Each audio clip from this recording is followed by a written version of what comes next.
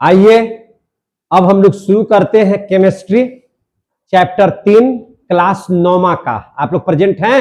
Yes sir. आवाज थोड़ा जोर से सुनाई दे कि वीडियो में भी लगे कि हाँ सारे बच्चे बैठे हुए हैं, पीछे तक बैठे हुए हैं, है ना?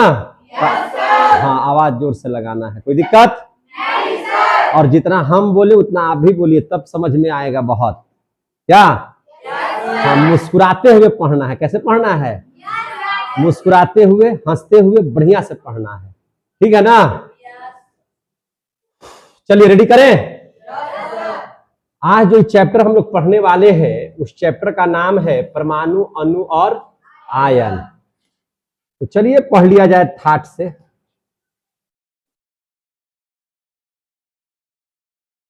चैप्टर का नाम क्या है मेरे भाई? परमाणु, अणु और आयन। परमाणु, अणु और आयन, ये क्लास 9th का है, चैप्टर नंबर 3। तो अब यहां से हम फिजिक्स भी तीसरा चैप्टर पढ़ाएंगे, बायोलॉजी भी तीसरा चैप्टर पढ़ाएंगे और केमिस्ट्री शुरू कर चुके हैं तीसरा चैप्टर। कोई दिक्कत नहीं सर। बड़े अनोखे अंदाज में सीखेंगे, बहुत अच्छे से सीखेंगे। कोशिश होगी कि आपके दिमाग में ठेल ठाल दे बढ़िया से, है ना?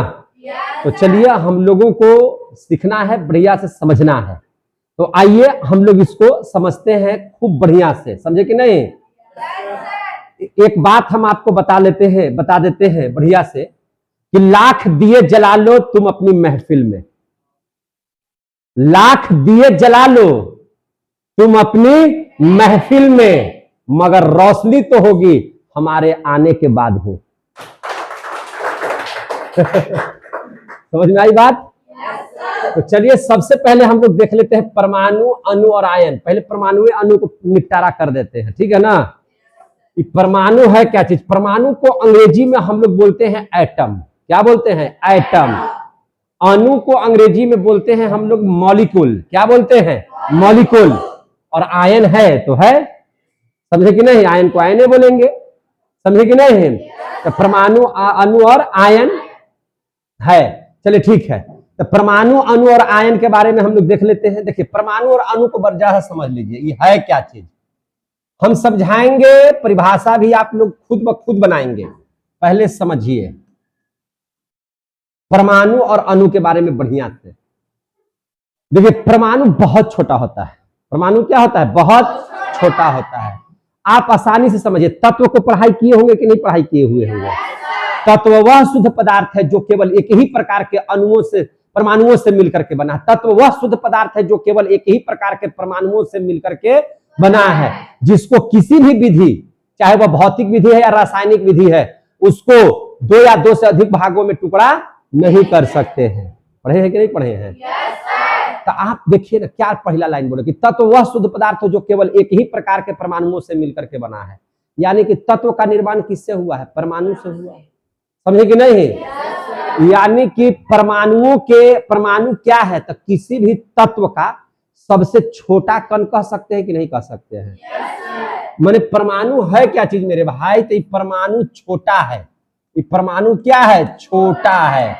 और अणु, अब देखिए यौगिक, तो यौगिक क्या है? यौगिक तत्वों को मिलाकर के बनता है। यौगिक एक निश्चित अनुपात में, पढ़े होंगे, सीधा बैठ जाइए। यौगिक क्या है? तो यौगिक वह शुद्ध पदार्थ है, यौगिक वह शुद्ध पदार्थ है जो 2 तत्व या 2 से अधिक तत्वों को आपस में एक निश्चित अनुपात में मिलाने से बनता है।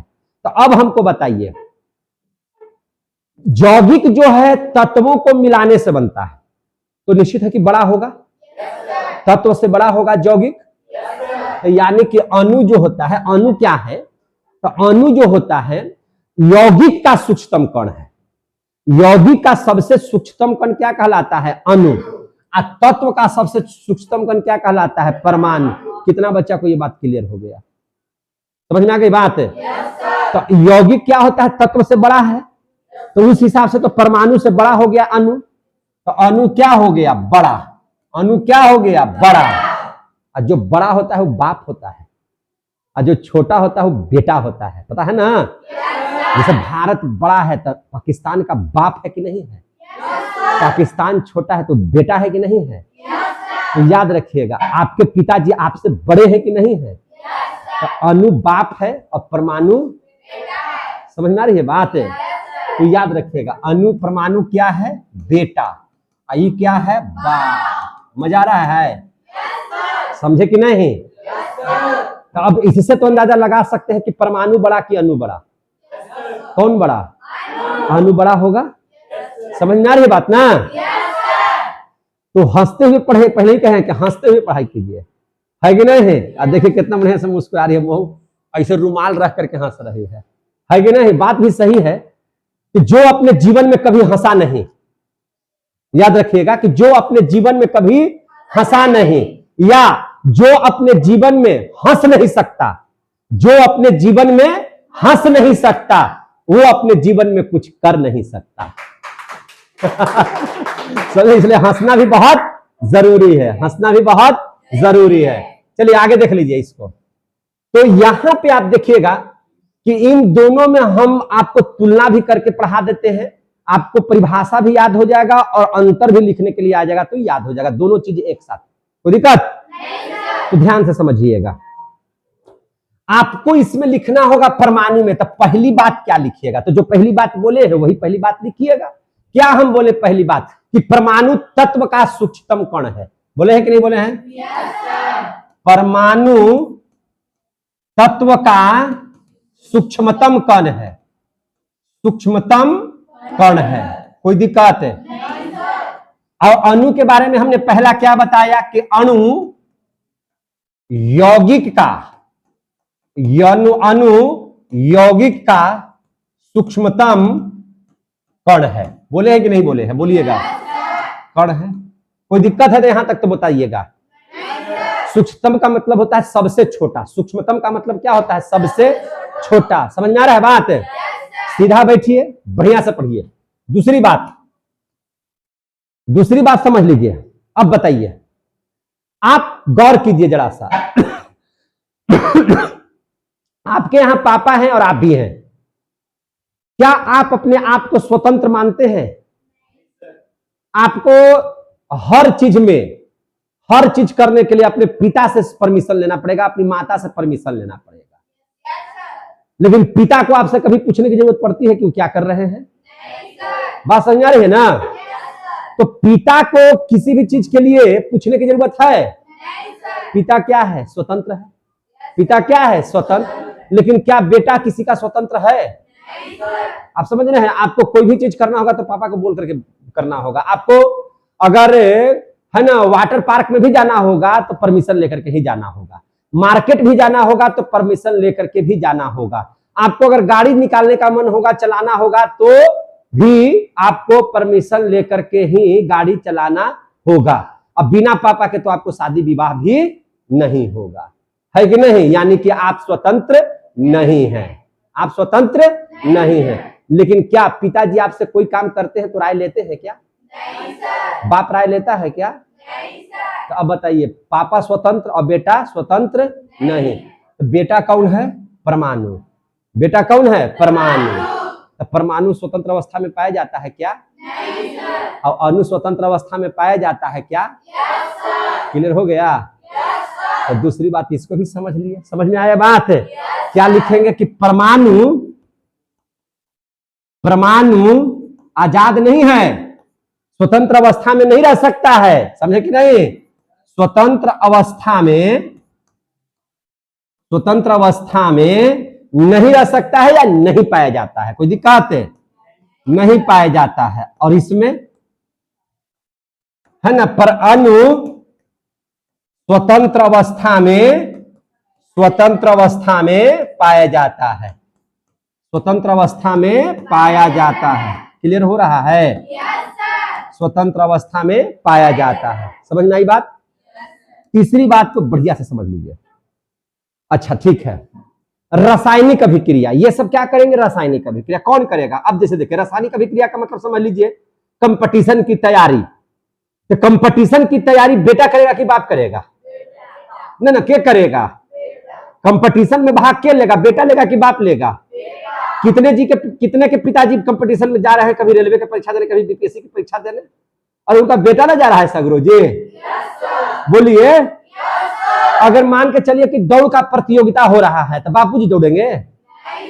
क्या आप दौड़िएगा? आप ही नहीं दौड़िएगा जी। तो यानी कि जो बेटा होगा वो दौड़ेगा, भाग लेगा, सब जगह कंपटीशन में बैठेगा। बोलिए, बैठेगा कि नहीं बैठेगा? अब बताइए, अब रासायनिक अभिक्रिया में भाग बेटा लेगा कि बाप लेगा? बेटा लेगा। कंपटीशन में रासायनिक अभिक्रिया का मतलब क्या हो गया? कंपटीशन। तो कंपटीशन में भाग क्या लेगा? परमाणु लेगा। लेकिन अणु कभी रासायनिक अभिक्रिया में भाग लेगा? नहीं लेगा। तो एक अंतर भी हो गया। क्या लिखेंगे कि जो परमाणु है, परमाणु रासायनिक अभिक्रिया में भाग लेता है। परमाणु रासायनिक अभिक्रिया में भाग लेता है। समझ में आ रही है बात? लेकिन इसके बारे में बताइए तो, अणु रासायनिक अभिक्रिया में भाग लेगा? नहीं लेता है। अब कैसे समझाना था समझा दिए? हमको जैसे समझाना था दिमाग में हटा दिए कि नहीं हटा दिए? अणु रासायनिक अभिक्रिया में भाग नहीं लेता है। रासायनिक अभिक्रिया में भाग नहीं लेता है। काहे नहीं लेता है? तो उमरिया भी तो हो जाता है कि नहीं? गिर पड़ गया तो कुल कंपटीशन में भाग लेवल निकल जाएगा, है कि नहीं? है कि नहीं? अब मान के चलिए कि अब दौड़ का चैंपियन चल रहा है, मैंने वहां ट्रॉफी रखा हुआ है, क्रिकेट का ट्रॉफी रखा हुआ है, तो बुढ़वा जाकर क्या करेगा? तो भाग वो लेवे नहीं करेगा, हमने जाएंगे ना हम भाग लेंगे। लेकिन ये तो है तैयार कि हम रहेंगे भैया, क्या है, हम छोटा है, एकदम यंग है, नौजवान है, दौड़ के जाएगा, लेगा, हर चीज में भाग लेगा। यही देखिए कितना बढ़िया से आपको समझा दिया। समझ में आ गया बात? सुनाई दे रहा है कि नहीं दे रहा है? जैसे एग्जाम्पल के तौर पर, जैसे हाइड्रोजन हो गया, हीलियम हो गया, लिथियम हो गया, बेरिलियम हो गया, बोरोन हो गया, कार्बन हो गया, नाइट्रोजन हो गया, ऑक्सीजन हो गया, सोना हो गया, चांदी हो गया, कितना लिखते रहे। ये सब पर परमाणु के तौर पर रहेंगे। लेकिन आप यौगिक के छोटा कण, जैसे इसमें क्या हो जाएगा? जैसे जल, जल क्या है? एक यौगिक है, चूंकि देखिए दो तत्व है यहाँ शामिल, एच और ओ से मिलकर के बना है क्या चीज? जल। आप लेते हैं कार्बन डाइऑक्साइड, तो इसमें भी देखिए दो यौगिक है। आप लेते हैं कैल्शियम कार्बोनेट, तो देखिए तीन यौगिक है, कैल्शियम, कार्बन, ऑक्सीजन, है कि नहीं है? तो इस तत्वों से मिलकर के बना है। तो इसका छोटा कण अणु कहलाएगा, इसका छोटा कण परमाणु कहलाएगा। समझ में आ गई बात? हमने कहा था परिभाषा लिखने के लिए कि इसकी क्या परिभाषा होगी, तो चलिए देखिए ध्यान से इस बोर्ड पर। अब परिभाषा तैयार कर लीजिए। क्या तैयार कर लीजिएगा? परमाणु क्या है, कोई पूछेगा तो देखिए ध्यान से पढ़िए। परमाणु तत्व का वह सूक्ष्मतम कण है जो स्वतंत्र अवस्था में नहीं पाया जाता है परंतु रासायनिक अभिक्रिया में भाग लेता है। हो गया परमाणु की परिभाषा। समझ में आ गया बात? बिना मेहनत के याद हो गया? अणु की परिभाषा कैसे लिखेंगे? अणु यौगिक का वह सूक्ष्मतम कण है जो स्वतंत्र अवस्था में पाया जाता है परंतु रासायनिक अभिक्रिया में भाग नहीं लेता है। हो गया परमाणु और अणु की परिभाषा। बहुत भारी कि बहुत हल्का? बहुत हल्का है कि नहीं? इसी में लोग माथा पेची करने रहता है कि बाप रे बाप, परमाणु, परमाणु वह सूक्ष्मतम कण है तत्व का, है ना, जो रासायनिक अभिक्रिया में स्वतंत्र अवस्था में नहीं पाया जाता है परंतु रासायनिक अभिक्रिया में भाग लेता है। रट रहे हैं? रटने वाला चीज है सर। कितना रटेंगे यार, है कि नहीं? रटना उठना इसको नहीं है। क्लियर हो गया? क्लियर हो गया? समझ में आ रहा है? सुनाई दे रहा है? अब पूरा इसका क्या नाम है तुम्हारा जी? इसका क्या नाम है उसका? हाँ दादा कहा मार। हाँ बोलो क्या नाम है तुम्हारा? प्रशांत कुमार। प्रशांत बेटा, है कि नहीं? मत पड़ो मोहब्बत के भ्रम में। समझे? प्रशांत बेटे मत पड़ो मोहब्बत के भ्रम में। इश्क अक्सर मरा मिलता है, कभी फ्रिज में तो कभी ड्रम में। समझ में आया? इसलिए किस पर ध्यान दीजिए? पढ़ाई पर। किस पर ध्यान दीजिए? पढ़ाई पर। आया समझ में? अगला टॉपिक देख लीजिए। क्या देख लेंगे? अगला टॉपिक। अब कौन सा टॉपिक पढ़ेंगे? तो देखिए अब यहां पे पढ़ेंगे रासायनिक संयोजन का नियम। क्या पढ़ लेंगे? रासायनिक संयोजन का नियम क्या कहता है? रासायनिक संयोजन का नियम। अब उसकी परिभाषा लिखेंगे कि लिख लीजिएगा आप लोग? परमाणु अणु की परिभाषा लिख लीजिएगा कि लिख दे? लिख लीजिएगा। तो आप जब इस टॉपिक को लिखिएगा, जब इस टॉपिक को तैयार कर लीजिएगा, तो इसके नीचे परिभाषा लिख दीजिएगा। परमाणु लिख करके डैश दे करके वैसे लीजिएगा। क्या लिखिएगा? परमाणु तत्व का वह सूक्ष्मतम कण है जो स्वतंत्र अवस्था में नहीं पाया जाता परंतु रासायनिक अभिक्रिया में भाग लेता है। और अणु की परिभाषा लिखेगा कि अणु यौगिक का वह सूक्ष्मतम कण है जो स्वतंत्र अवस्था में पाया जाता है परंतु रासायनिक अभिक्रिया में भाग नहीं लेता है। और अगर अंतर लिखने के लिए आ जाएगा तो ये भी लिख दीजिएगा अंतर। कोई दिक्कत? समझ में आ रही है बात? बहुत अच्छे। तो अब हम लोग देख लेंगे अगला टॉपिक है रासायनिक संयोजन का नियम। रासायनिक संयोजन का नियम। रासायनिक संयोजन का नियम क्या है? चलिए इसको जरा सा फरिया देते हैं। इसको क्या कर देते हैं? फरिया देते हैं। देखिए, जब कोई है ना, दो या दो से अधिक पदार्थ, दो पदार्थ भी हो सकते हैं या दो से अधिक पदार्थ होते हैं, आपस में अभिक्रिया, आपस में क्या करते हैं? अभिक्रिया जिस नियम से या जिस सिद्धांत से करते हैं, बात समझ आ रही है ना? जैसा हाइड्रोजन और ऑक्सीजन आपस में मिलेगा तो जल का निर्माण होगा, होगा कि नहीं होगा? तो भैया ये दोनों आपस में जौन नियमवा से मिलता है, जौन सिद्धांतवा से मिलता है, समझे कि नहीं? जौन नियम से या जो सिद्धांत से है ना तहत मिलता है कि नहीं, उसी नियमवा को, उसी सिद्धांतवा को रासायनिक संयोजन का नियम कहते हैं। आया समझ में? समझ में आ रहा है ना बात? जैसे जौन दूगो आदमी, दूगो पदार्थ आपस में मिलता है, जैसे चाहे वो कोर्ट में मिले, मंदिर में मिले या जाके मंडप में मिले, है ना मिलने का जगह, तो जिस तरीके से उसका बंधन होगा यानी कि आपस में एक हो जाएगा, दो जिस्म एक जान हो जाएंगे जब, है कि नहीं? क्या होता है? दो अलग अलग है, दो पदार्थ, हाइड्रोजन ऑक्सीजन, समझे कि नहीं? सरिया विवाह में भी तो दूगो होता है ना, दूगो पदार्थ है कि नहीं? एगो कोयला एगो हीरा, है कि नहीं? दोनों आपस में क्या होता है? मिलता है। कौन मिलाता है? पंडित जी। कौन मिलाते हैं? पंडित जी। कहाँ? मंडप में, मंदिर में। लेकिन कोटवा में क्या मिलाता है? वकील, जज, है कि नहीं? अब मिला करके दोनों को क्या कर देता है? एक हो जाओ। क्या हो जाओ? एक। दोनों को कर देता है एक के, तो उसी को कहते हैं, जो नियमवा के तहत होता है उसी को कहते हैं रासायनिक संयोजन का नियम। आगे समझ में? उसी को क्या बोलते हैं? रासायनिक संयोजन का नियम। तो कैसे लिखे कि जब दो या दो से अधिक,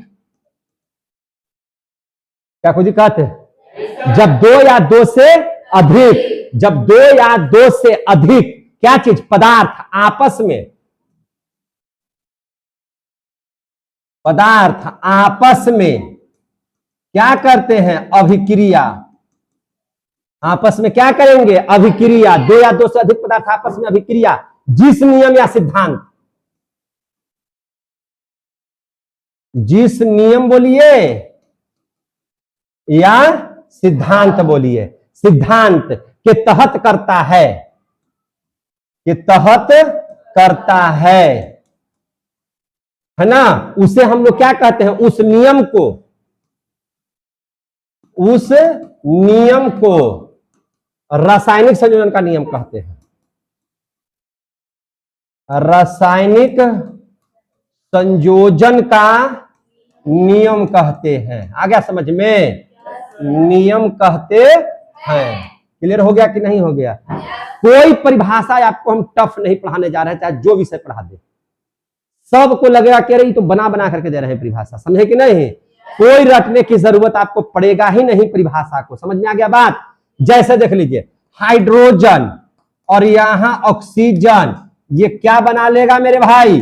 जल। क्या बना लेगा? जल। दोनों जुटा, तो जिस नियम से जुटा होगा उसी को कहते हैं रासायनिक संयोजन का नियम। या पढ़े होंगे कार्बन ऑक्सीजन, दोनों आपस में मिलकर क्या बना लिया? Carbon dioxide. तो ये कहीं ना कहीं आपस में जुड़े और जिस नियम से जुड़े उसी को कहते हैं रासायनिक संयोजन का नियम। समझे कि नहीं? उसी को क्या बोलते हैं? रासायनिक संयोजन का नियम। समझे कि नहीं? तो ये सब ध्यान में आ रहा है, सबको समझ में आ रहा है। तो अब भैया रासायनिक संयोजन के नियम का कितना प्रकार होता है, समझे कि नहीं? अब उसको पढ़ लेंगे। तो देखिए ध्यान से, रासायनिक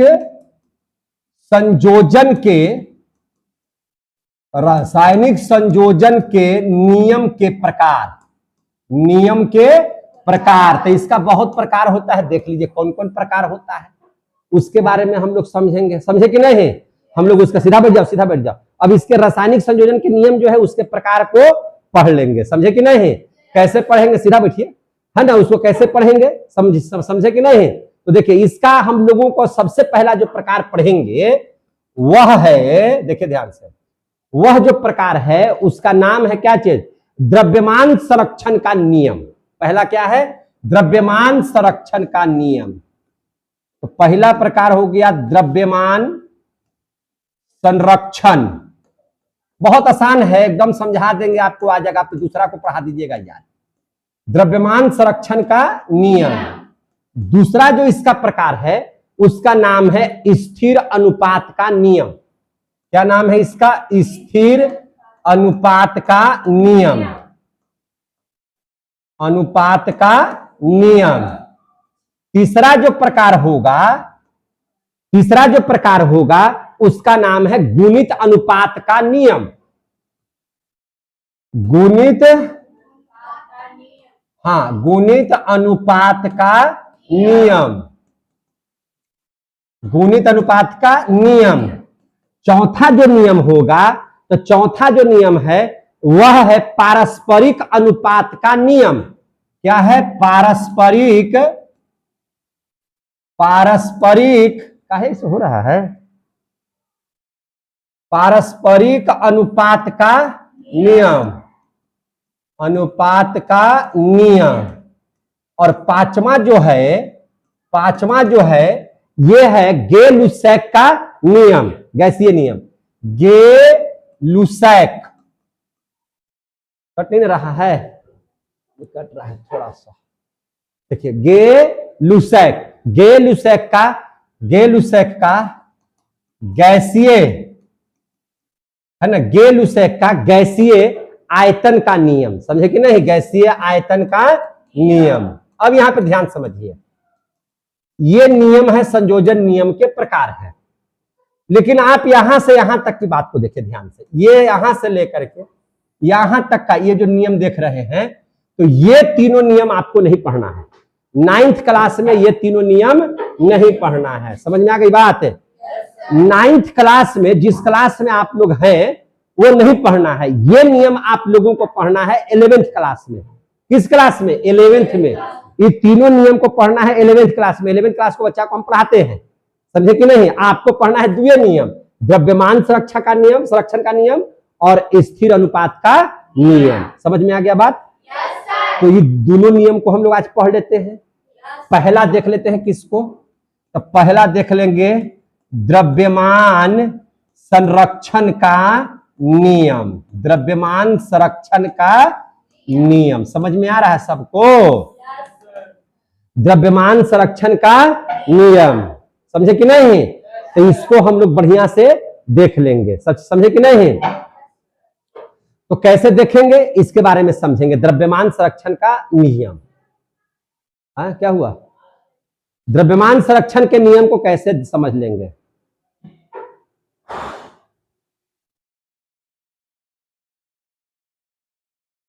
पूरा टुकुर टुकुर देख रहा है, काहे हो?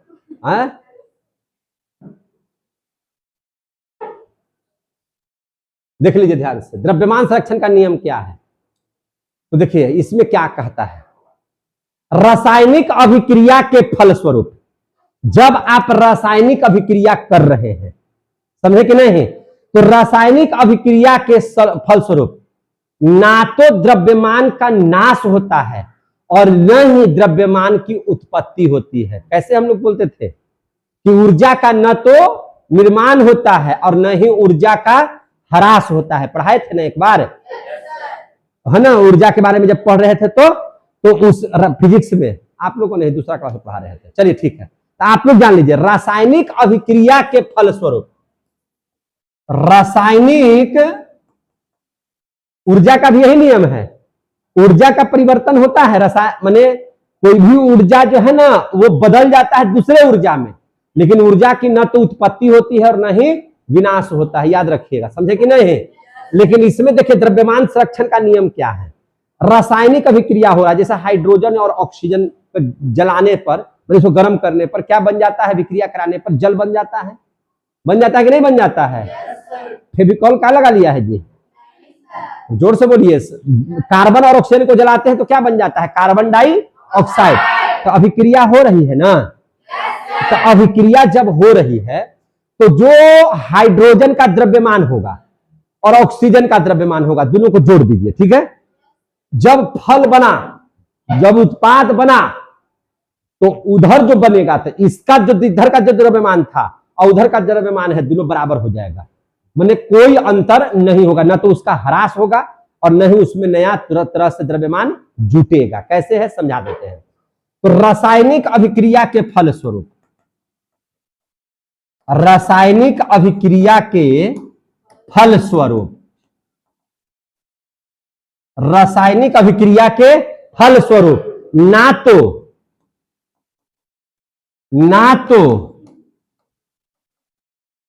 है ना तो द्रव्यमान का नाश होता है, ना तो द्रव्यमान का नाश होता है और ना ही, है ना तो द्रव्यमान का नाश होगा और ना ही द्रव्यमान उत्पन्न होता है, ना ही द्रव्यमान उत्पन्न होता है। आया समझ में।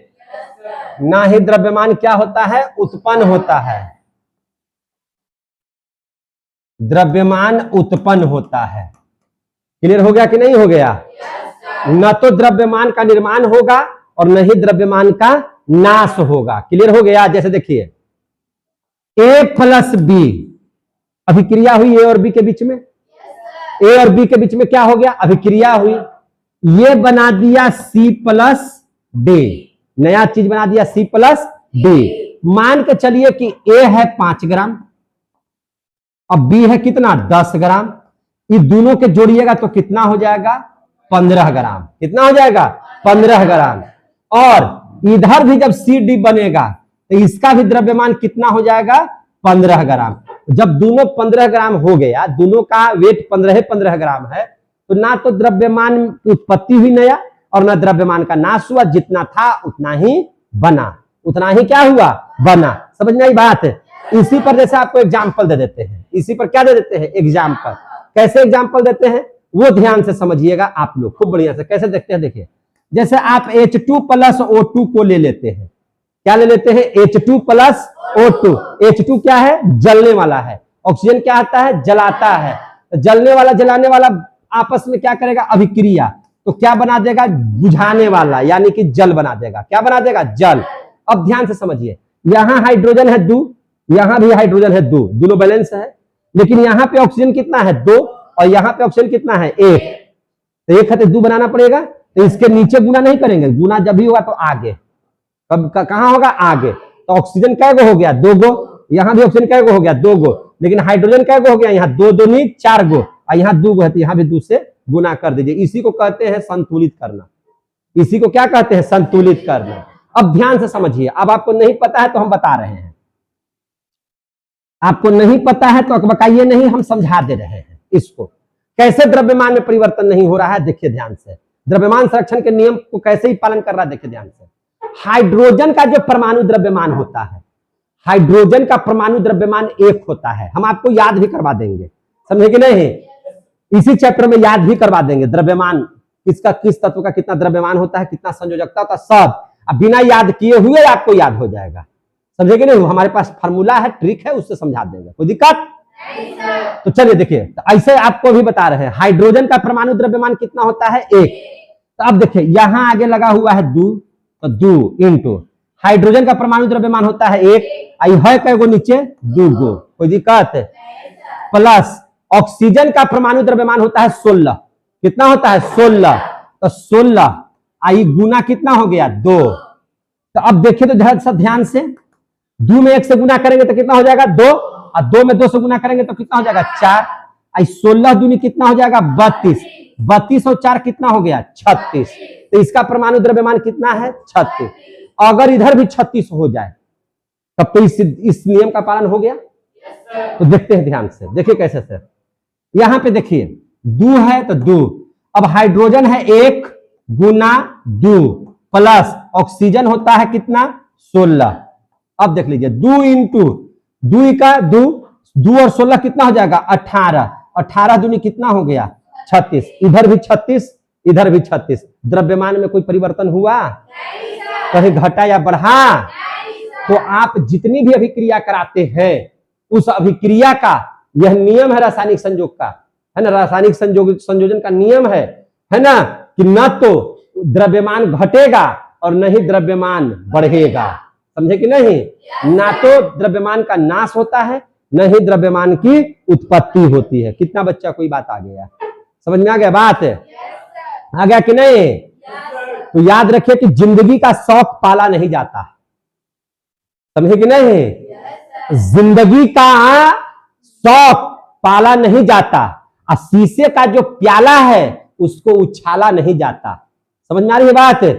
जिंदगी का शौक पाला नहीं जाता, शीशा का प्याला उछाला नहीं जाता। मेहनत से संवर जाती है जिंदगी, मेहनत से संवर जाती है जिंदगी। हर काम तकदीर पर टाला नहीं जाता। आ गया समझ में? हर काम तकदीर पर टाला नहीं जाता। समझ में आ रही है तो बोलिएगा कि हम क्या बोल दिए सो। समझे कि नहीं? समझ में आ रही है बात ना? तो ध्यान से अब आगे समझ लीजिए, फिर बीच में मौका मिलेगा तो घुसा देंगे। मार धाड़ एवं हिट गानों से भरपूर पढ़ाई कैसा रहेगा? मार धाड़ एवं हिट गानों से भरपूर। तो यहाँ गाना के जगह पर क्या रहेगा? मोटिवेशनल शायरी रहेगा, है कि नहीं? यहाँ गाना के जगह पर क्या रहेगा? मोटिवेशनल शायरी रहेगा। कैसे शायरी रहेगा? मोटिवेशनल। कैसे रहेगा? मोटिवेशनल। कैसे रहेगा तो समझा देते हैं, समझ लीजिए कि हमसे जलने वालों, हमसे जलता है बहुत आदमी, पता है आप लोगों को? बहुत लोग जलता है, कमाल की बात है, लेकिन है कि नहीं? हम किसी को कुछ करते भी नहीं है फिर भी हमसे जलता है कि नहीं? तो खैर कोई बात नहीं, जलने वाले तुम इतना जलो, है कि नहीं, कि तुम जल के राख हो जाओ, है कि नहीं? तो इस पर हमने क्या लिखा है कि हमसे जलने वालों तुम भी क्या खूब कमाल करते हो। हमसे जलने वालों तुम भी क्या खूब कमाल करते हो। महफिल तुम्हारी, दोस्त तुम्हारे और बातें हमारी करते हो। मजेदार है ना सब चीज? हाँ, तो पढ़ाइयों मजेदार लग रहा है कि नहीं लग रहा है? तो आइए देख लेते हैं। अब यहाँ पे देखिए एक चीज, यहां तक तो समझ में आ गया, द्रव्यमान संरक्षण का नियम समझ में आ गया। अब देख लीजिए रासायनिक अभिक्रिया जब यहां पे हुआ तो आप देखिए रासायनिक अभिक्रिया में भाग के लिया, तो यहां हाइड्रोजन भाग लिया, यहां ऑक्सीजन भाग लिया, यहां ए भाग लिया, यहां बी भाग लिया। जब रासायनिक अभिक्रिया दोनों के बीच में हुई तो ये बना H2O। क्या बन गया? H2O। यहां क्या बन गया? C और D। तो आप बताइए रासायनिक अभिक्रिया में जो पदार्थ भाग लेते हैं उन्हें क्या कहा जाता है? बताइए तो जरा सा। जो रासायनिक अभिक्रिया में पदार्थ भाग लिया इसको क्या कहेंगे? तो इसको बोला जाता है अभिकारक। इसको क्या बोला जाता है? अभिकारक। अभिकारक भाग लिया। और जो रासायनिक अभिक्रिया में अभिकारक भाग लिए और फिर इसके बाद ये बना दिए तो इसको क्या कहेंगे? तो हमको फल मिला। हमको क्या मिला? फल। तो इसको बोलेंगे प्रतिफल, या उसी को बोलेंगे नया चीज बना तो उत्पाद, नया चीज उत्पाद बना। समझे कि नहीं? जैसे नहीं देखते हैं और क्या बोले, फल मिलता है कि नहीं फिर बाद में, है कि नहीं? लगनिया में जब दोनों का सदिया होता है, लड़का लड़की की शादी होता है, दोनों लड़का है लड़की है, देखिए लड़का लड़की शादी हुआ, अरे पॉजिटिव है तो लड़का, निगेटिव है तो क्या हो गया? लड़की। तो दोनों आपस में अभिक्रिया किया, मैंने रहा, एक साथ रहा तो फल की प्राप्ति हुई। कुछ दिन के बाद कोई काई करते हुए सुंदर सुंदर बाबू आया जो पापा मम्मी बोल रहा है। देखिए नया फल बना, तो इसकी उत्पत्ति हुई तो ये उत्पाद हो गया। ये क्या हो गया? उत्पाद। ये दोनों आपस में भाग लिए उसको बनाने में, इसको बनाने में दोनों भाग लिए, है कि नहीं? दोनों आपस में क्या लिए? भाग। तो ये अभिकारक हो गए, समझे कि नहीं? तो अभिकारक, कोई पूछेगा कि अभिकारक किसे कहते हैं, तो अभिक्रिया में जो भाग लेते हैं उसको अभिकारक कहते हैं। और यह तीर के बाएं साइड होता है, वह तीर के क्या होता है? बाएं साइड। और इसके बाद जो फल बनता है उसको उत्पाद या प्रतिफल कहते हैं, जो तीर के कहना होता है, किधर होता है? दाहिने साइड। आगे समझ में? समझ में आया कि नहीं आया समझ में? तो इस बात को भी हम आपको बता देते हैं। क्या बता देते हैं? ध्यान से समझिए। कैसे समझिएगा? यही पे बता देते हैं कि रासायनिक अभिक्रिया में जो पदार्थ भाग लेते हैं, रासायनिक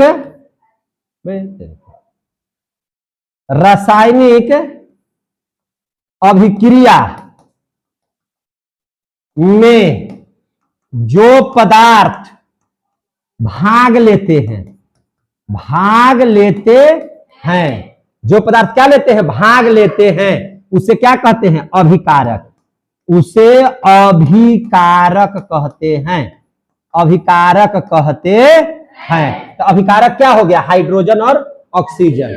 अभिकारक कौन हो गया? हाइड्रोजन और ऑक्सीजन। समझे कि नहीं? अब देख लीजिए दूसरी बात, दूसरी बात देख लीजिए। रासायनिक अभिक्रिया के फल स्वरूप, रासायनिक अभिक्रिया के फल स्वरूप, रासायनिक अभिक्रिया के फल स्वरूप जो नया पदार्थ बनता है, जो नया पदार्थ बनता है, जो भी नया पदार्थ बनता है उसे क्या कहते हैं? तो उसे उत्पाद, मन होगा तो प्रतिफल, क्या कहते हैं इसको? प्रतिफल कहते हैं। क्लियर हो गया कि नहीं हो गया? जैसे आप देख लीजिए, एक एग्जांपल ले लीजिए। जैसे एग्जांपल में ले लीजिए, हाइड्रोजन ऑक्सीजन क्या बना दिया मेरे भाई? H2O। क्या बना दिया? H2O। तो ये दोनों क्या हो गया भैया? ये अभिकारक है। ये क्या है? अभिकारक है। आई हमको क्या बन गया? जल। जल को क्या कहेंगे? उत्पाद या प्रतिफल। कितना बच्चा को ये बात समझ में आ गया? उत्पाद और प्रतिफल। जैसे कार्बन और ऑक्सीजन आपस में भाग लिया तो क्या बना दिया? Carbon dioxide. कार्बन डाइऑक्साइड क्या कहलाएगा? जोर से बोलो ना। कार्बन और ऑक्सीजन अलग अलग है तो क्या कहलाएगा? अभिकारक। क्या कहलाएगा? अभिकारक। तो अभिकारक हो गया। ये क्या हो गया? प्रतिफल, या इसी को क्या बोलेंगे? उत्पाद। तो आप लोगों को समझ में आया कि अभिक्रिया और प्रतिफल क्या है से? जब ये दोनों अभिकारक रिएक्शन करेगा तो इसी को कहते हैं अभिक्रिया। क्या कहते हैं? अभिक्रिया। क्लियर हो गया कि नहीं हो गया? समझे कि नहीं? अच्छा, इन नियमवा के दिया था यार? द्रव्यमान संरक्षण का जो नियम पढ़े अभी हम लोग, तो द्रव्यमान संरक्षण का नियमवा कोई वैज्ञानिक दिया ना होगा रे बाबू? कौन दिया था? तो द्रव्यमान संरक्षण का नियम वही दिया था जिसने रसायन को ही जन्म दिया था। रसायन शास्त्र के पिता किन्हें कहा जाता है? सबसे पहला क्लास में पढ़ाए होंगे। रसायन शास्त्र के, रसायन केमिस्ट्री का बाप किसे कहते हैं? रसायन शास्त्र का बाप लेवाइजर को बोलते हैं। किसको बोलते हैं? लेवाइजर को। किसको बोलते हैं? लेवाइजर को। तो लेवाइजर ने ही द्रव्यमान संरक्षण का सिद्धांत दिया है। समझ में आ गई बात? तो आपसे क्वेश्चन आ जाएगा कि द्रव्यमान संरक्षण का नियम किस वैज्ञानिक ने दिया? द्रव्यमान संरक्षण का नियम दिया है लेवाइजर ने। किसने दिया है? लेवाइजर ने। वो क्या कर रहा है जी? क्या कर रहे हैं आप? सुनाई दे रहा है क्या बोल रहे हैं से? बोल रहा है क्या? ये किसने दिया? लेवाइजर ने। तो याद रखिएगा कि द्रव्यमान संरक्षण का नियम, द्रव्यमान संरक्षण का नियम किसने दिया? लेवाइजर ने। समझ में आया बात? और लेवाइजर ही है जो रसायन शास्त्र का पिता है। क्या है? रसायन शास्त्र का पिता है। समझ में आ गई बात? अब हम लोग पढ़ लेंगे स्थिर अनुपात का नियम। क्या पढ़ लेंगे? स्थिर अनुपात का नियम। यही दो नियम पढ़ना था। बाकी तीनों नियमों कहां पढ़ना है? 11वां क्लास में। समझे कि नहीं? तो अब हम लोग पढ़ लेंगे किसका नियम है ना? स्थिर अनुपात का नियम। स्थिर अनुपात का नियम। समझे कि नहीं? स्थिर अनुपात का नियम। कोई दिक्कत? तो स्थिर अनुपात का नियम क्या कहता है? देखिए, इस नियम को पहले किसने दिया? जैसे उसको दिया था लेवाइजर ने। इस नियम को किसने दिया? पहले यही बात लिख देते हैं। इस नियम को किसने दिया? बता जल्दी से। तो इसको दिया है प्राउस्ट ने। किसने दिया है? प्राउस्ट ने। प्राउस्ट का पूरा नाम है जोसेफ प्राउस्ट। क्या है नाम उसका? Joseph Proust. तो इस नियम को दिया है जोसेफ प्राउस्ट ने। जोसेफ प्राउस्ट ने इस नियम को जोसेफ प्राउस्ट ने दिया। समझ में आ गई बात? एक नंबर के क्वेश्चन में आ सकता है। समझे कि नहीं? कि स्थिर अनुपात का नियम किसने दिया है? तो जोसेफ प्राउस्ट ने। द्रव्यमान संरक्षण का नियम किसने दिया है? तो लेवाइजर ने। रसायन का पिता किसको कहा जाता है? तो लेवाइजर को कहा जाता है। समझे कि नहीं? द्रव्यमान संरक्षण का नियम क्या है? तो अभिक्रिया में भाग लेने वाले अभिकारक का जो द्रव्यमान है ना, प्रतिफल का जो द्रव्यमान है, दोनों बराबर हो जाता है। न तो द्रव्यमान का नाश होता है, न द्रव्यमान की उत्पत्ति होती है। समझ में आ गई बात? तो क्या हो जाएगा? तो इस नियम के अनुसार, किस नियम के अनुसार? तो स्थिर अनुपात के नियम के अनुसार। समझ में आ रही है बात? तो इस नियम के अनुसार क्या है मेरे भाई? तो इस नियम के अनुसार है जो बात लिखेंगे हम। तो इस नियम के अनुसार क्या कहता है? देखिए ध्यान से, प्राउस्ट ने क्या बताया है? तो बताया है कि इस नियम के अनुसार यौगिक में उपस्थित तत्व का भार, जो यौगिक बना, जैसे H2O बना, तो H2O यौगिक हो गया। यौगिक का हुआ तो दो तत्व मिला हुआ है कि नहीं? दो तत्व मिलकर के बना है तो यौगिक हो गया। तो कहता है कि यौगिक में जो उपस्थित, तो यौगिक में H2O में क्या उपस्थित है? वो हाइड्रोजन उपस्थित है और ऑक्सीजन उपस्थित है। तो यौगिक में उपस्थित तत्व का भार जो होता है एक निश्चित अनुपात में होता है। ऐसे नहीं कि जैसे तैसे होगा। समझे कि नहीं? एक निश्चित अनुपात में होता है। चाहे वह तत्व कहीं से भी प्राप्त किया जा रहा हो। चाहे जैसे जल बना, तो जल में जो हाइड्रोजन और ऑक्सीजन का अनुपात होगा एकदम फिक्स्ड होगा। चाहे वह जल समुद्र का होगा, चाहे वह जल जो है चापाकल का होगा, चाहे नल जल का होगा, चाहे अहरा पोखरा नदी नहर कहीं का भी जल ले आइए, सब जल का अनुपात हाइड्रोजन और ऑक्सीजन का अनुपात समान ही रहेगा। क्लियर हो गया? यही है स्थिर अनुपात का नियम। यही है क्या चीज? स्थिर अनुपात का नियम। तो इस नियम के अनुसार यौगिक में उपस्थित तत्व का भार,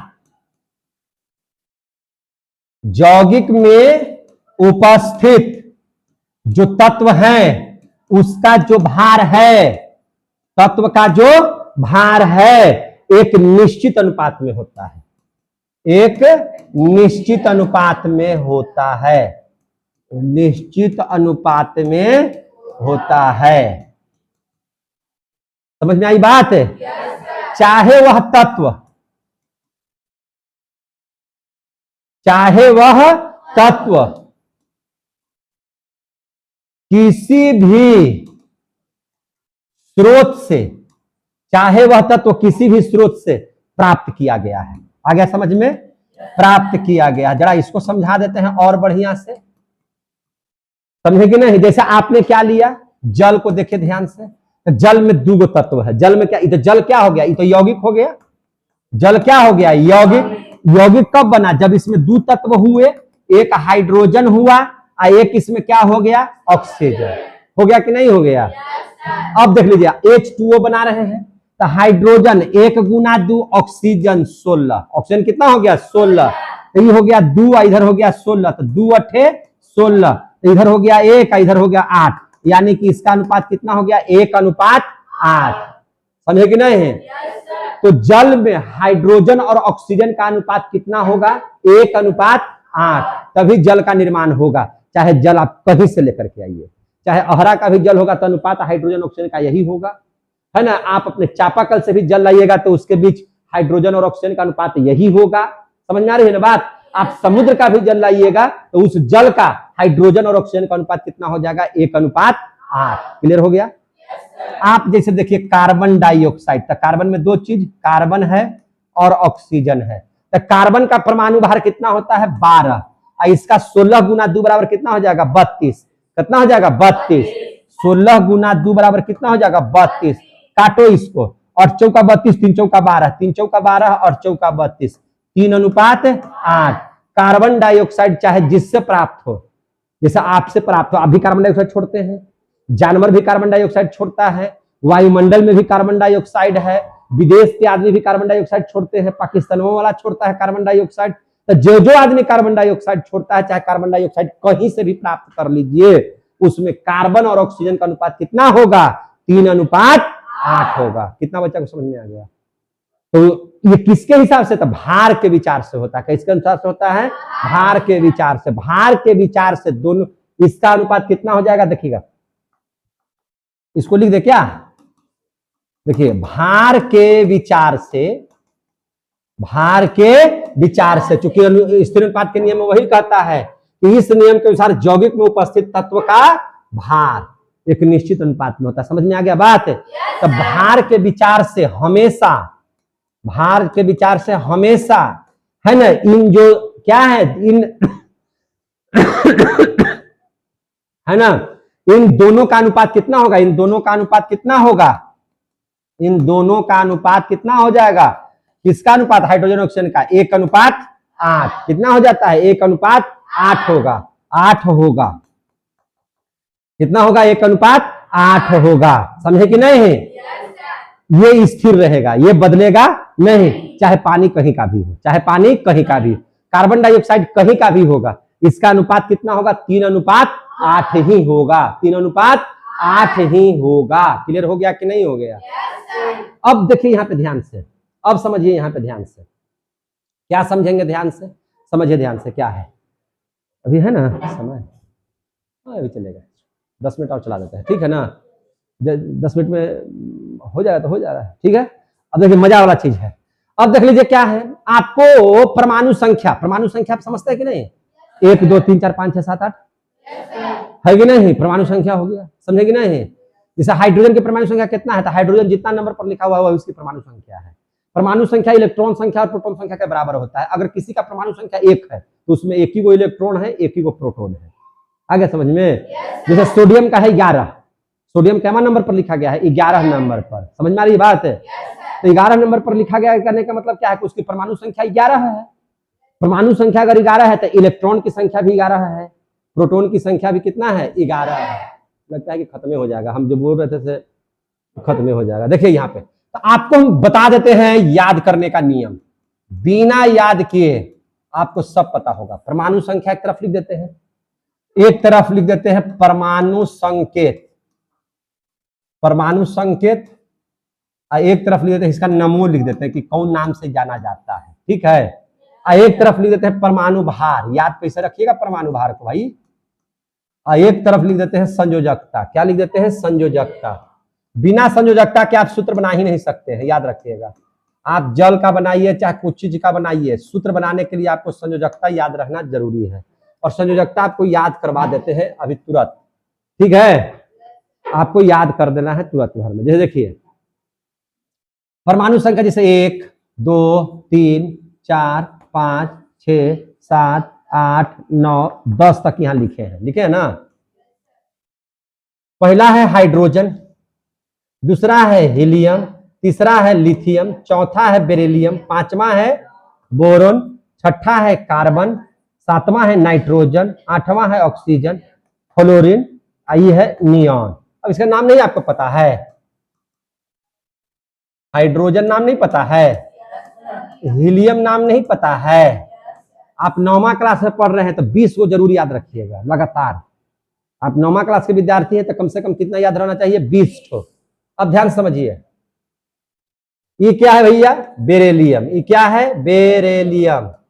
लिथियम नहीं लिखे, लिथियम, बेरिलियम। ये क्या है? बोरोन। ये क्या है भैया? कार्बन।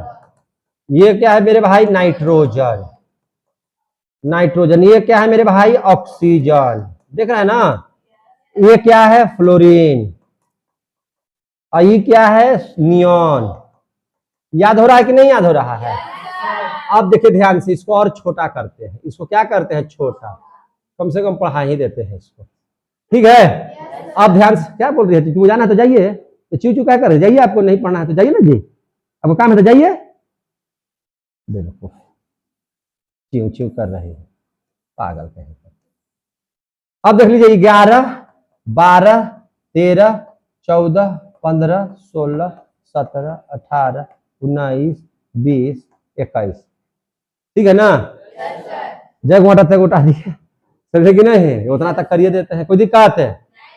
अब देखिए सोडियम हो जाता है Na, सोडियम क्या हो जाता है? Na, magnesium, aluminium, silicon, phosphorus, गंधक, chlorine, argon, potassium, calcium, calcium, फिर से वही लिख देते हैं, पूरा नमूने लिख रहे हैं बार बार, सीए लिख देते हैं, कैल्शियम। एक नाम और क्या लिखेंगे? एस्केडियम, एस से, ठीक है ना? अब देख लीजिए इसका नाम क्या है भैया? सोडियम। क्या नाम है?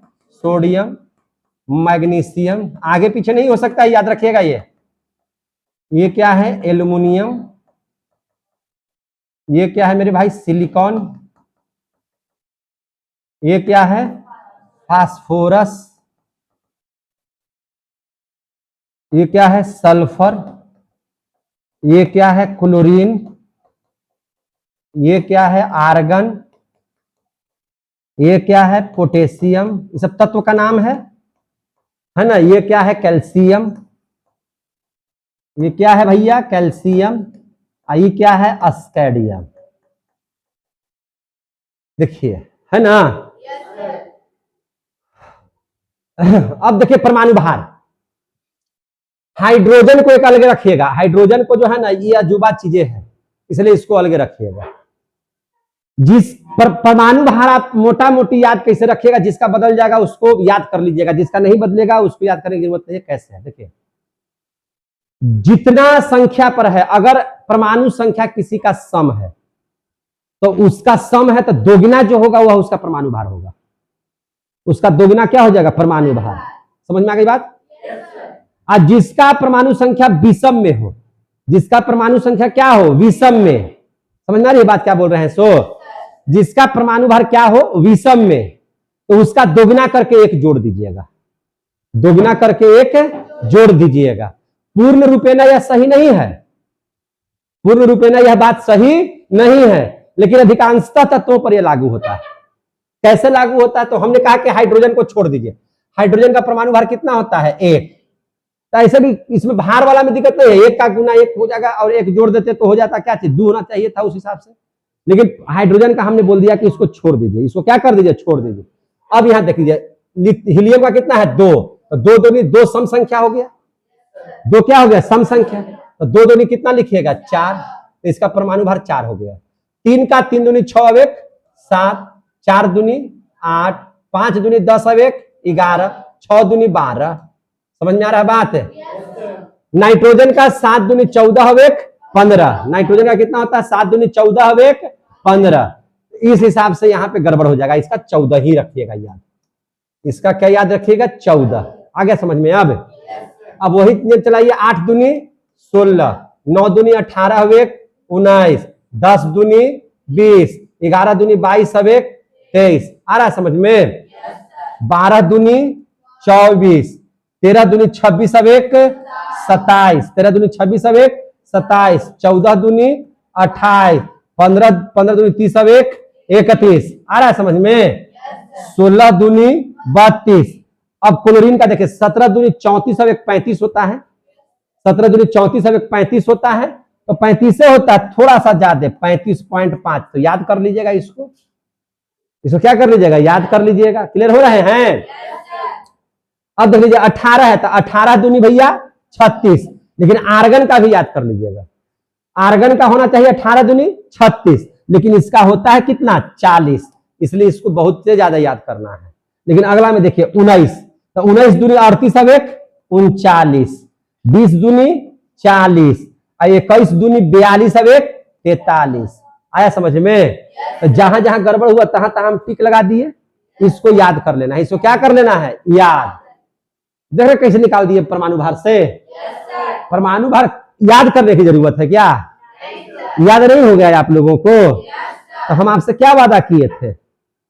हम आपसे क्या वादा किए थे कि आपको याद करवा देंगे? याद हो गया? आपको संयोजकता भी याद हो जाएगा। संयोजकता मैक्सिमम 4 होता है और मिनिमम 0 हो जाता है। संयोजकता बढ़ता कैसे है? तो 0 1 2 3 4, अब फिर बढ़ेगा कैसे? 4 3 2 1 0, फिर 1 2 3 4, ऐसे जाता है। समझे यार? समझ में आई बात? संयोजकता वैलेंसी कहते किसको है? The combining capacity of an element, the combining capacity of an element is called valency. आप वैलेंसी के बिना कोई भी सूत्र बना ही नहीं सकते, पढ़ाएंगे आपको, समझेंगे? इसको स्पेशली पढ़ा देंगे। अभी ध्यान में रखिए कि किसकी संयोजकता कितनी होगी, किसकी संयोजकता कितनी होगी। हाइड्रोजन को हमको बात ही नहीं करना है, हाइड्रोजन को 1 है तो 1 रख दीजिएगा, इसको बाकी सब पर ये नियम लगा दीजिए। 0 1 2 3 4, 4 के बाद 0 नहीं 3, 4 के बाद कितना? 3 3 2 1 0, 1 2 3 4, 3 2 1 0, 1 2 3, हो गया? हो गया। संयोजकता सबका भर दिए आप पूछिए ना भैया, सिलिकॉन का संयोजकता 4, सिलिकॉन का संयोजकता 4, आ गया समझ में? आर्गन का संयोजकता 0, समझे कि नहीं? 0 का मतलब होगा कि उसको ना लेना है ना देना है, समझे कि नहीं? उसको ना लेना है ना देना है। क्लियर हो रहे हैं ना? अभी सिर्फ जानिए, इसका यूज हम पढ़ाएंगे तब और समझाएंगे बढ़िया से। आप इसको जान गए कि नहीं? कैसे परमाणु भार किसी का निकालने के लिए और किसी का संयोजकता निकालने के लिए। आ रहा है समझ में? जैसे देखिए, ध्यान समझिए एक बात और। आप यहां देखिए ना, कार्बन है लिखा C से, यहां है कैल्शियम, क्लोरीन है Cl से, है कि नहीं? कैल्शियम भी कहीं लिखा हुआ कि नहीं? 20 में देखिए कैल्शियम Ca से शुरू हुआ। ये क्या है सर? ये ऐसा क्यों लिखा जाता है? जैसे देखिए, इसको बोलते हैं हम लोग क्या चीज? तत्व का परमाणु संकेत कैसे लिखा जाता है? किसी भी तत्व का परमाणु संकेत कैसे लिखा जाता है? तत्व का परमाणु संकेत कैसे लिखते हैं? परमाणु संकेत कैसे लिखते हैं? देखिए ध्यान से, परमाणु संकेत का मतलब कि एक अक्षर या एक से अधिक अक्षर। देखिए जैसे एप्पल लिखे तो एप्पल अगर शुरू में लिखे एप्पल तो ए को ए से सूचित कर दिए। कैसे सूचित कर दिए? ए से। हम लिख दिए बुक, तो बुक को सूचित किए तो कैसे लिखेंगे? बी से, समझे कि नहीं? लेकिन अबरी आ गया एस, तो एस से लिखेंगे, अगर ए दे देंगे तो गड़बड़ हो जाएगा। तो ए से एप्पल भी हो जाएगा, ए से एस भी हो जाएगा, तो गड़बड़ हो जाएगा। तो एस तो पहचान में आएगा नहीं? आएगा पहचान में? तब कहा वैज्ञानिकों ने कि भैया आपने पहले ये खोजा था एप्पल, तो उसको ए से डिनोट कर दिया, आई दूसरा नंबर पर खोजा गया तो इसका ए ले लीजिए और एगो छोटा वाला एस ले लीजिए। तो जब भी संकेत में जो सेकंड नाम आता है वह स्मॉल लेटर में होगा, याद रखिएगा। बड़ा नाम के माने बड़ा लेटर कब होगा? आगे, और एक और लेटर लिखा हुआ है तो वो चला जाएगा पीछे, समझे कि नहीं? जैसे बुक है यहाँ पे, अगर मान के चलिए कि कोई बॉय लिख दिया, क्या लिख दिया? बॉय, तो इसको अब कैसे संकेत करेंगे? तब बी वाई कर देंगे, तो आपको समझ जाइएगा कि बॉय है। उसी प्रकार से अगर ऐसा नहीं होता तो जैसे पहले खोज हो गया था एच हाइड्रोजन का, तो एच से सूचित कर दिए। हीलियम को लिखते हैं HELIUM, हीलियम, तो अगर इसका भी संकेत एच डाल देते तो अब एच रहता लिखल तब हाइड्रोजन है कि हीलियम है। कंफ्यूजन होता कि नहीं होता? होता ना कंफ्यूजन? तो हीलियम में एक और अक्षर बगल वाला ई साथे ले लिया गया। तो जो बाद में खोजे गए, जो पहले खोजे गए थे उनका एक अक्षर से सूचित कर दिया गया, लेकिन बाद में जो खोजे गए तो उसमें एक और अक्षर साथ में जोड़ दिया गया है। समझ में आ गई बात? एक अक्षर और साथ में जोड़ दिया जाता है। आ गया समझ में?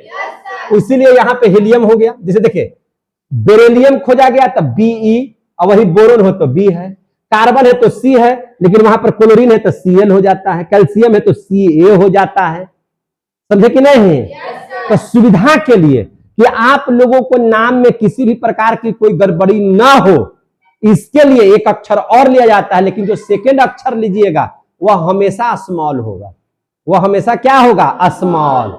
और शुरू वाला अक्षर क्या हो जाएगा? कैपिटल। शुरू वाला अक्षर क्या हो जाएगा? कैपिटल। यहां तक की बात समझ में आ गया सबको?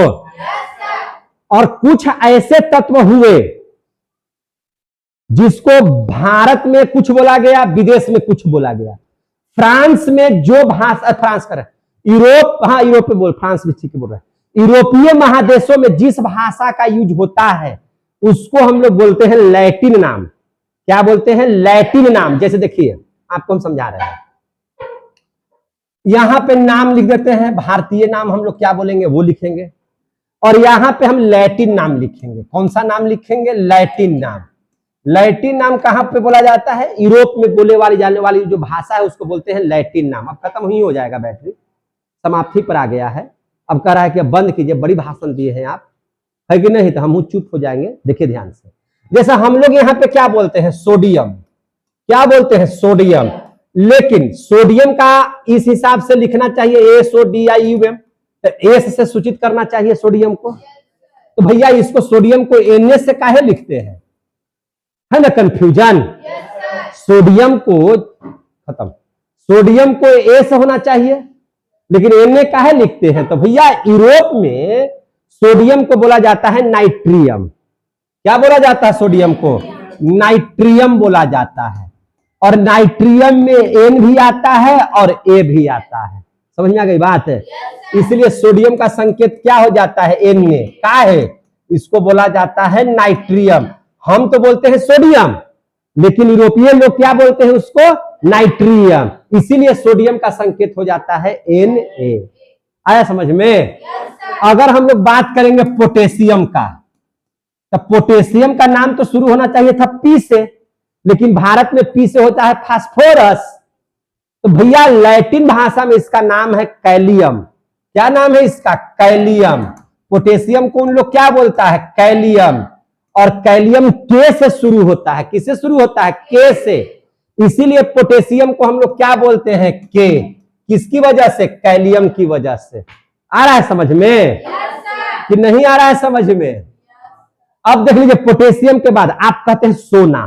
तो सोना का तो अंग्रेजी नाम गोल्ड है, तो जी होना चाहिए था, या सोना है तो एस से होना चाहिए था। भैया हम ना सोना या गोल्ड बोलते हैं, यूरोप के लोग इसको, बोलिए नहीं रहा इधर से, यूरोप के लोग इसको बोलते हैं ओरम। सोना को क्या बोलते हैं? ओरम। समझे कि नहीं? और ओरम का मीनिंग शुरू होता है AU से, इसलिए सोना का संकेत क्या है? AU। कितने बच्चों को क्लियर हो रहा है? आ रहा है समझ में? हम लोग बोलते हैं चांदी, तो चांदी को C से शुरू करना चाहिए था, या सिल्वर बोलते हैं अंग्रेजी में, तो S से शुरू करना चाहिए था, SI लिख देते सिल्वर का, लेकिन नहीं। क्यों नहीं लिखा जाता है? तो चांदी को यूरोप वाला लोग अर्जेंटीनम बोलता है। क्या बोलता है? अर्जेंटीनम। क्या बोलता है? अर्जेंटीनम। तो अर्जेंटीनम जो नाम है AG से शुरू होता है। समझे कि नहीं? ए भी आता है उसमें, जी भी आता है, तो इसलिए इसको बोला जाता है AG, माने अबे गधे। क्या बोला जाता है? अबे गधे। अगर कोई औरत या कोई भाभी आप लोगों की बोलते हैं कि AG नहीं सुनिएगा, तो कहना चाहती है कि अबे गधे नहीं सुनिएगा। समझे कि नहीं? तो उसके चक्कर में नहीं पड़िएगा। समझे कि नहीं? हाँ, भाभी बहुत खतरनाक होती है घर घर के। अब चांदी के बाद जो है ना, चांदी जो है, चांदी के बाद आप देखिए शीशा। हम लोग क्या पढ़ते हैं? शीशा। तो शीशा का तो ए से शुरू होना चाहिए था। बोलिए नहीं रहा है कोई, है ना? तो शीशा या लेड, इसको हम लोग अंग्रेजी में बोलते हैं, एल से सूचित करना चाहिए था। तो भैया हम लोग ना शीशा बोलते हैं यूरोप में, यानी कि इसका लैटिन जो शब्द है वह है पोलम्बम। क्या है नाम इसका? पोलम्बम। पोलम्बम। अब पोलम्बम शुरू होता है किस चीज से? P से और B से, तो इसलिए इसको कहते हैं शीशा का सूत्र क्या लिखते हैं? PB। क्या लिखते हैं इसको? PB। समझे ना? क्या लिखते हैं इसको? PB। उसी प्रकार से आप देखिए टीना के बारे में, टीन, तो टीना का सूत्र तो T से होना चाहिए था, लेकिन हम लोग ना टी बोलते हैं। लैटिन भाषा में टीन को अस्टेनियम बोला जाता है। क्या बोला जाता है? अस्टेनियम। क्या बोला जाता है? अस्टेनियम। अब अस्टेनियम शुरू होता है एस से, और इसमें एक अक्षर आता है एन, है ना, तो इसको बोला जाता है SN। टीन का सूत्र क्या होता है? SN। उसी प्रकार से हम लोग टंगस्टन, टंगस्टन को हम लोग क्या बोलते हैं? T से शुरू होना चाहिए था। हम लोग भले टंगस्टन बोलते हैं, लेकिन यूरोप में इसको बोलते हैं वाल्फॉर्म। क्या बोलते हैं? वाल फॉर्म। टंगस्टनमा के उधर का लोग क्या बोलता है? वाल फॉर्म। लैटिन नाम इसका क्या है? वाल फॉर्म। वाल का शुरू होता है डब्लू से, इसलिए टंगस्टन को क्या चीज से बोलते हैं? डब्लू से बोलते हैं। आ रहा है समझ में? तो किसी भी तत्व का संकेत कैसे बना, समझ में आया बात है? काहे कार्बन का सी लिखाया, समझ में आया? बोरोन को बी लिखाया, समझ में आया? और कुल मिला जुला करके अभी तक कितना तत्व की खोज हो चुकी है? 118 तत्व का। कितना तत्व का? 118 तत्व का। तो सब तत्व का संकेत कैसे कैसे हुआ, ये समझ में आ गया इतना बच्चों को? कि कोई दिक्कत हुआ? अब परमाणु अणु हम यहीं पे समाप्त कर देते हैं। अब कल पढ़ा देंगे आयन। कल क्या पढ़ा देंगे? आयन। समझ में आई बात?